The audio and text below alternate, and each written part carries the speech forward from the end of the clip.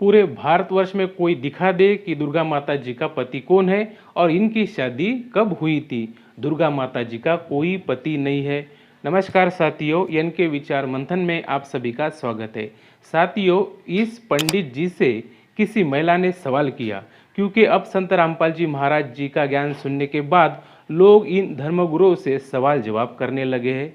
इसलिए अब ये धर्मगुरु जो है बौखला गए हैं, क्योंकि इनके पास सवालों के जवाब देने के लिए कोई भी शास्त्रानुकूल ज्ञान बिल्कुल भी नहीं है। कभी कभी तो सवाल पूछने पर ही इतने भड़क जाते हैं कि रामपाल जी महाराज जी को ही उल्टा सीधा बोल देते हैं। तो इस महिला ने पंडित जी से सवाल किया कि दुर्गा माता जी जो है वो सिंदूर लगाती है, तो इनका पति कौन है। इस बात पर पंडित जी ने गुस्से में आके क्या जवाब दिया, आइए सुनते हैं। कि दुर्गा जी को सिंदूर चढ़ाते हैं, लोग लगाते हैं, दुर्गा जी को पति कौन है। जो जगत को उत्पत्ति की है, आप लोग उसकी पति को खोज रहे हैं। जो जगत की उत्पत्ति की है, आप लोग उसके पति को खोज रहे हैं। यही है आपका विचार। जो सृष्टि यानी सृष्टि की हर प्राणी की, हर सजीव और निर्जीव प्राणी को जो उत्पत्ति की है, उसी की आप लोग पति खोज रहे हैं। जो खुद उत्पत्ति हैं, माँ भगवती दुर्गा जी का आप नाम ले रहे हैं ना, हम इसीलिए माँ भगवती दुर्गा जी, इनके आप जो बोल रहे हैं इनका पति कौन है, ये तो खुद उत्पत्ति हैं। उत अलग करिए, आगे पति लगाइए। उत का पति ये माँ भगवती दुर्गा है। इस बात को आपको जानिए, कोई किताब में पढ़ना जरूरी नहीं है।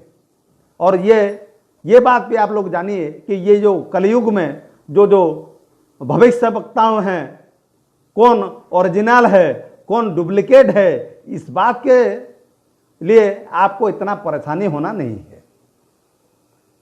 क्योंकि जो सच में चलते हैं, जो सही रास्ते में चलते हैं, जो धर्म को अपनाते हैं, वो लोग नहीं बोलते हैं कि ये दुनिया में सारथी बाबा महान है और कोई जो रामपाल और क्या बहुत हैं बाबा लोग, वो लोग सब जेल में हैं। जेल में जो अपने आप को मनुष्य होकर के ये कलयुग में जो अपने आप को भगवान के जैसा सोचेगा, माँ भगवती दुर्गा जी के कोई पति नहीं है, ये खुद पति हैं। माँ दुर्गा खुद पति हैं। इस बात को आप लोग जानिए। कण कण में माँ भगवती है, कण कण में, रोम रोम में। ये जो आप निर्जीव बोलते हैं इनको, पत्थर, इसमें भी माँ भगवती का वास है। इसीलिए वो पहाड़ है। आप लोग को इस बारे में जानना जरूरी है ना। ऐसे बोल देंगे हमारे किताब में ब्रह्मा विष्णु के पत्नी कौन है, इसके बारे में भी आप लोग को जानकारी दिया जाएगा। आप लोग जो अपना ज्ञान दे करके ये सनातन धर्म को जो बर्बाद करके रखे हो, हम सबका एक एक करके खुलासा करते जाएंगे। और लोग हमारा बात को विश्वास करना, ये आपको जरूरी होगा। हम यही खुद बता रहे हैं। अभी ये कलयुग में तो अपने जो पति पत्नी होते हैं उनका तो कोई ठिकाना नहीं है। उस पत्नी के, सबको हम नहीं बोल रहे हैं, सब नारी जाति को हम नहीं बोलते हैं, उस पत्नी के ये कितना नंबर पति है, पहले इसको पूछिए। फिर बाद में आप माँ दुर्गा जी के पति को खोजते रहेंगे। आज तक कीड़ा हो गए हैं माँ भगवती को खोजते खोजते। कोई नहीं जान पाया इनका आदि अंत क्या है, और आप लोग इनके पति को बोलेंगे कौन है। क्या बात करते हैं आप। अपने आप को महात्मा साधु संत कहलाते हैं, माँ का तलवार का शिकार होंगे। ज्यादा उड़ेंगे, माँ की तलवार का शिकार होंगे। हाँ, धर्म कर्म के रास्ते में हो, सही रास्ते में चलो, और जो ये मानव जाति है इनको सही दिशा दिखाओ, भटकाओ मत। ये भटकाते हो बोल के आज ये सनातन सनातन धर्मी ने अपना धर्म को छोड़ करके दूसरे दूसरे धर्म को जाते हैं। ये सब के लिए आप लोग दायी हैं, आप लोग दायी हैं। जो मूल है उसको आप लोग नहीं बोलते हैं। हमारा बाबा महान है, हैं? हमारा क्या बोलते हैं, कौन कौन सा जो संत महान है, इसको आप लोग महान बोल रहे हैं और बोलते हैं कि ये दुर्गा जी के पति को जानते हैं। हमारे महान साधु संत क्या बोलते हैं, वो तो आप तो बताए नहीं ना कि खाली ये किताब पढ़िए बोले, तो बोलते तो वो बाबा का नाम भी हम ले लेते हैं, हमको क्या है। ये सही बात यही है, ये पूरे भारतवर्ष में कोई बोल के दिखा दे दुर्गा जी का पति कौन है और उनका शादी ये कौन सा जन्म में दिखा था। अब इन धर्मगुरुओं की कोई खैर नहीं है। पंडित जी लाल पीले हो गए हैं। अब ये पंडित जी दुर्गा माता जी की उपासक है। आप देख रहे हैं कि गले में काली माता की फोटो भी पहने हुए है, लेकिन दुर्गा माता जी की उत्पत्ति के बारे में इनको बिल्कुल भी ज्ञान नहीं है। कहते हैं कि दुर्गा जी का कोई पति नहीं है, सबका पति ही दुर्गा है, और रामपाल जी महाराज जी के बारे में उल्टा सीधा बोल रहे हैं। इस पंडित जी को लगता है कि रामपाल जी महाराज जी की जो किताबें हैं वो किसी ने नहीं पढ़नी चाहिए और किताबें पढ़ने की कोई ज़रूरत भी नहीं है। अरे पंडित जी, इतने सारे धर्म ग्रंथ है तो क्या उसे गठरी में बांधकर रख दे। आपको मालूम है कि रामपाल जी महाराज जी की किताब पढ़ने से हमारे अज्ञान की पोल खुलती रहेगी, और आप जैसे लोगों की वजह से ही सनातन धर्म का बेड़ा गर्क हुआ है।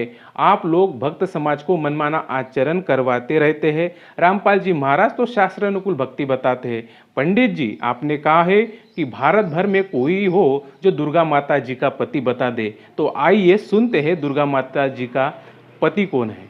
अब इस काल भगवान ने फिर अपनी सृष्टि अलग से रचना की। कैसे रची इसने?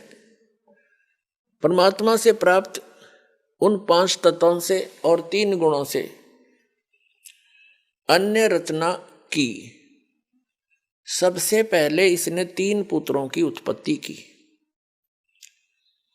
दुर्गा को अपनी पत्नी रूप में बना के इस काल भगवान यानी सरपुरुष को अब काल भगवान कहने लगे, क्योंकि काल प्रभु ब्रह्म भी इसी को कहते हैं, सरपुरुष भी इसे कहते हैं। पुण्यात्माओं, जितने भी अपने सदग्रंथ हैं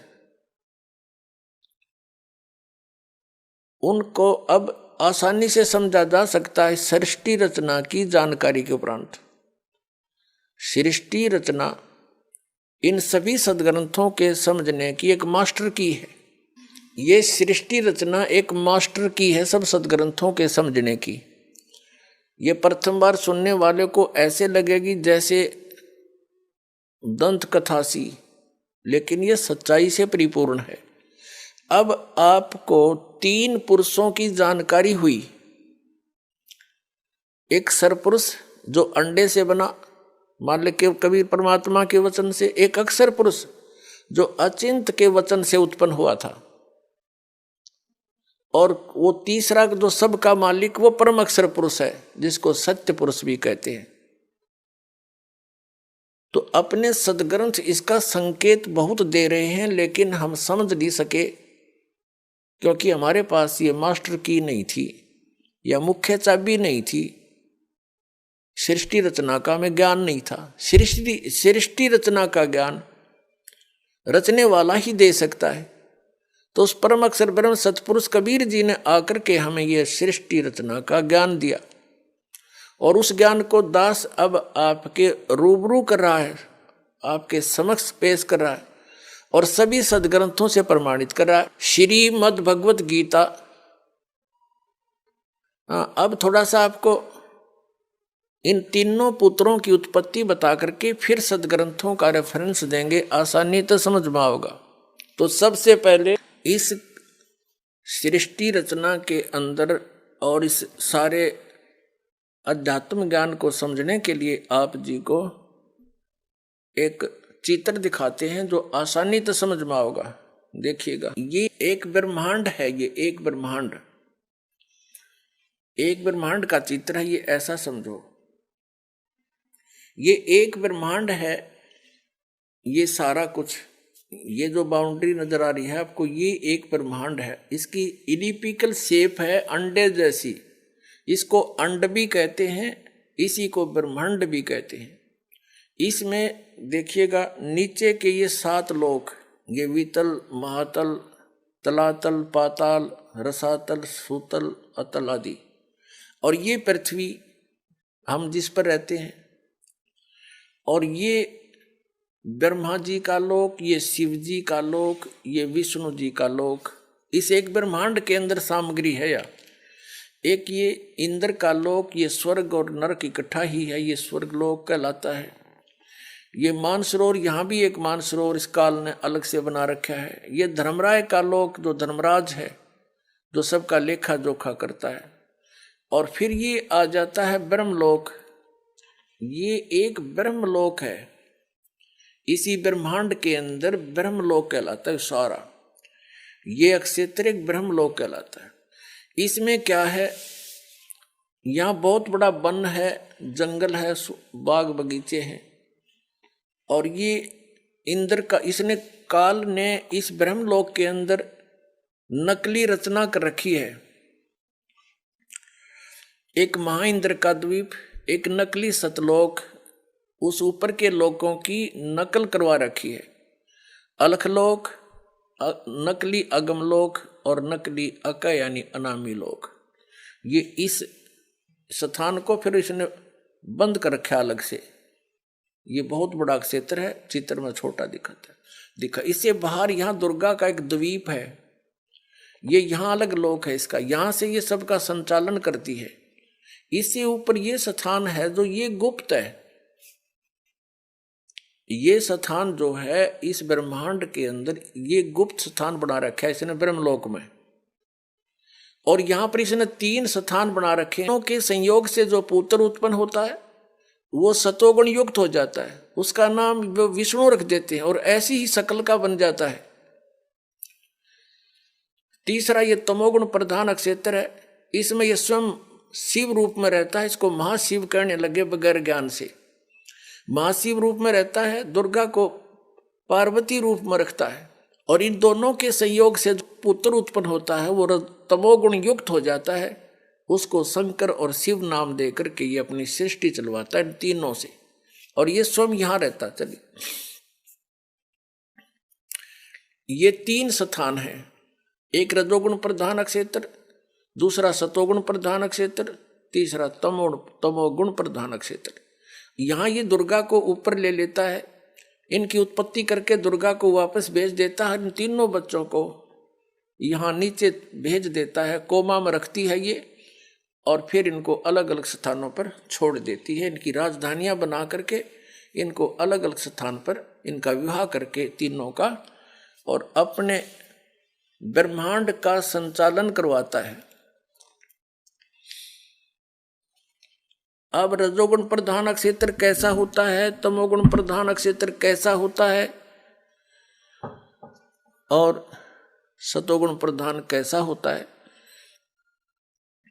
जैसे एक मकान के अंदर 3 कक्ष हों, एक कमरे के अंदर अश्लील चित्र लगे हों और दूसरे में चित्र लगे हों साधु संत फकीरों के, और तीसरे में लगे हों शहीदों और शूरवीरों के, तो जिस कक्ष के अंदर अश्लील चित्र लगे हैं उसमें जब व्यक्ति जाते हैं उनका मन भी वैसा ही मलिन बन जाता है, वैसी भावनाएं उत्पन्न होने लग जाती हैं। और जब वो उस सतोगुण प्रधान क्षेत्र में, यानी उस सतोगुण प्रधान क्षेत्र में, यानी जिसमें साधु संत फकीरों के महापुरुषों के फोटो लगे हों, वहां जाते ही मन की भावना बदल जाती है। तो जब तक उसमें रहता उसके वैसे ही विचार रहते हैं, क्योंकि उनकी कहानी से, उनकी जीवनी से वो परिचित होता है। और वही व्यक्ति फिर जाता है उस शूरवीरों के जहाँ चित्र लगे हैं उस कक्ष में शहीदों के, तो उनकी कुर्बानियों से भी परिचित होता है। उनको पढ़ के सुन के उनके विचार करके उनके वैसे ही भाव बन जाते हैं। ठीक इसी प्रकार इसने सुनियोजित तरीके से हम सबको यहाँ फंसा रखा है। हो गई तसल्ली पंडित जी। ये माला पहनने से और भगवा कपड़ा पहनने से कोई ज्ञानी नहीं होता है, उसके लिए परमात्मा की कृपा होनी चाहिए। शास्त्र के बारे में तो कुछ पता नहीं है और चले रामपाल जी महाराज जी को उल्टा सीधा कहने। अब ये दुर्गा माता की जो तलवार है ना, ये आप जैसे विधर्मी के लिए बनी है। आगे पंडित जी से दुर्गा माता जी के पति के बारे में सवाल किया तो कहते हैं कि महिला से जाके पूछो कि आपके कितने नंबर के ये पति है, वारे ढूंगी। सवाल का जवाब देने की जगह उल्टा महिलाओं को अपमानित कर रहे हैं। आपकी ये बकवास अब ज़्यादा दिन नहीं चलने वाली है। जब लोग आपको सवालों से घिरेंगे तब भागना भी मुश्किल होगा। साथियों, आध्यात्मिक सवाल जवाब जरूर करना चाहिए, जिससे हमारे अंदर की शंकाओं का समाधान होता है। और पूरे भारतवर्ष में संत रामपाल जी महाराज जी ऐसे संत हैं जो शास्त्र अनुकूल भक्ति तथा ज्ञान बताते हैं, जिसे सुन के आज लाखों लोग उनसे नाम दीक्षा ले रहे हैं। साथियों, आप लोग इस वीडियो को लेकर क्या सोचते हो उसे कमेंट सेक्शन में जरूर लिखें। वीडियो पसंद आए तो वीडियो को लाइक, शेयर तथा चैनल को सब्सक्राइब जरूर करें। फिर मिलते हैं नए विचार मंथन के साथ। धन्यवाद।